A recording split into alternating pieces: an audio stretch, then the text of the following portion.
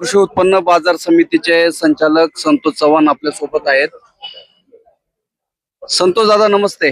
नमस्ते. आज सूरज वाजगे यांनी जे अदानी हटवा, शिवजन्मभूमी वाचवा, सह्याद्री वाचवा अशा पद्धतीचा आणि जी जनसुनावणी 21 ऑगस्टला जी होणार आहे ती रद्द करण्यात यावी याबद्दल आमरण उपोषण छेडलेलं आहे. आज उपोषणाचा 7वा दिवस आहे. सूरज भाऊंची तब्येत जर पाहिली, आज 7 दिवस आमरण उपोषण करतात. तब्येत खालावलेली आहे. 3 दिवसापूर्वी डॉक्टरांनी त्यांना म्हणजे पोलीस जे निरीक्षक आहेत त्यांना एक पत्र लिहिलं होतं का यांना ऍडमिट करा, यांना रुग्णालयामध्ये घेऊन या, अशा पद्धतीचं पत्र लिहिलं होतं. आणि परंतु ते त्यांच्या भूमिकेवर ठाम राहिले की जोपर्यंत जनसुनावणी होणार नाही तोपर्यंत मी आमरण उपोषण रद्द होणार नाहीये, तोपर्यंत मी आमरण उपोषण करणार आहे. अशा पद्धतीची कालही त्यांनी जे आज नवळ्याला बैठक होती त्या बैठकीत त्यांनी ठाम भूमिका मांडली. आपण विद्यमान आमदारांचे अतिशय निकटवर्ती आहात. सत्ता आपली आहे. तालुक्यामध्ये अदानीचा हो घातलेला प्रोजेक्ट आणि ह्या संदर्भात असलेलं हे आमरण उपोषण, आपण काय सांगाल या संदर्भात? सर्वांना जय शिवराय. खर तर तालुक्यात येऊ असलेला अदानी प्रकल्प मला तर वाटतं जनभावना अतिशय तीव्र आहेत सर्वांच्या. आता आमच्या आजी आहेत, आमच्या ताई आहेत, अत्यंत पोटतिडकीने बोलत होत्या. खर तर सुरेश भाऊ वाजगे गेल्या 9 तारखेपासून उपोषणाला बसलेत.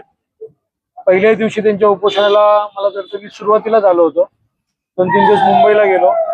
शरददादांनी अतिशय अनुकूल अशी भूमिका यांच्या बाबत घेतलेली आहे. आता आपण तहसील कचेरीमध्ये झेंडावंदन झाल्यानंतर 1 नंबर शाळेच्या विद्यार्थ्यांना बॅग वाटप झाल्यानंतर दादा गाडीत बसताना मला तेच बोलले की मला जरा कलेक्टर साहेबांशी पर्सनल बोलायचं आहे. गाडीत जाता आता मी त्या गोष्टी सगळ्या बोलणार आहे.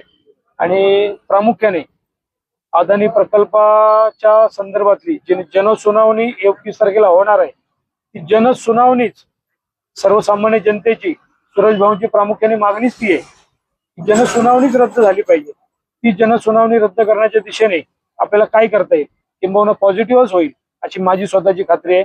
तालुक्याचे आमदार शरददादा सोनवणे आणि सूरज भाऊ अत्यंत तुम्ही बघितलंय मागच्या वर्षी निवडणुकीच्या काळात अतिशय जवळचा नातेवाईक संबंध असेल, मित्रत्वाचे संबंध असतील. त्याच्यामुळे मला वाटतं तालुक्याच्या आमदारांनी सूरज भाऊंसाठी असेल, आपल्या कष्टकरी सगळ्या वरती आदिवासी जनतेसाठी असेल, मला वाटतं जे काही प्रयत्न आहेत ते सगळे करतायत आणि त्यांच्या प्रयत्नांना आदिवासी जनतेच्या या मागणीला नक्की यश येईल याची मला खात्री आहे. भाऊ 7 दिवस होऊन गेले, अद्यापही त्यांच्या मागणीला यश आलेलं दिसत नाहीये. मला तर वाटतंय कालची जी बैठक झाली ती खूप बैठक चांगली झाली. प्रकल्प अधिकाऱ्यांना किंबहुना तालुक्यातील तहसीलदार असतील, प्रांतसाहेब असतील, किंबहुना आपले DYSP ऑफिसर असतील, जनभावनेचा उद्रेक त्यांनी त्यांच्या डोळ्यांनी बघितलेला आहे.